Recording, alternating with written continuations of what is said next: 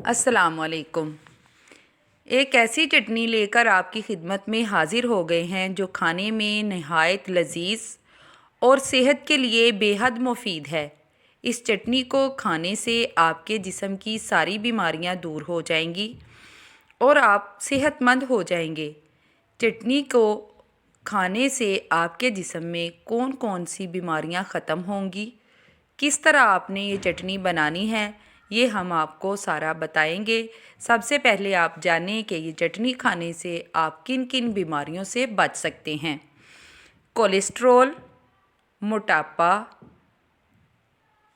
सीने की जकड़न, जोड़ों का दर्द, दिल के अमराज, आयाम की ख़राबी, हार्मोन्स की बेतरतीबी, दमा के मरीज़, एलर्जी, बलगम, सीने की जकड़न, ब्लड प्रेशर चाहे हाई होता हो या लो, टांग या एड़ियों में दर्द, मैदे की ख़राबी, तबखीर, गैस, बदहज़मी, ज़हनी तनाव, असाबी कमज़ोरी, भूख ना लगना, खून का गाढ़ापन,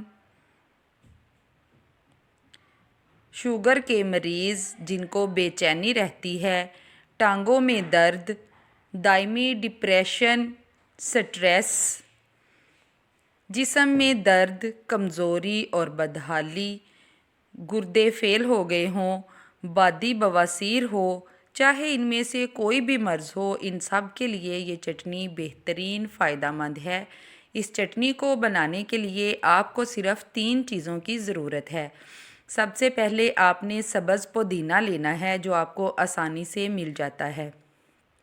इस पुदीने को आपने अच्छे से साफ़ करके धो लेना है।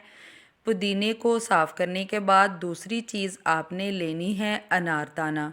अनारदाने को भी अच्छे तरीके से साफ़ कर लीजिए। तीसरी चीज़ आपने लेनी है अदरक। इन तीनों चीज़ों को एक जितना लेना है, यानी हम वज़न लेना है। इन तीनों चीज़ों को आपने सिल पर पीसना है, ग्राइंडर में नहीं पीसना। जितना अच्छा पीसेंगे उतना ही ज़्यादा फ़ायदा होगा। आपने इसको 3 वक़्त इस्तेमाल करना है, सुबह शाम दोपहर खाने के साथ खाएं। 20 दिन के इस्तेमाल से देखें कि आपके जिस्म में क्या तब्दीली आती है। दुआओं में याद रखें। चटनी का इस्तेमाल करके हमें ज़रूर बताइएगा। मिलेंगे इंशाल्लाह अगली वीडियो में।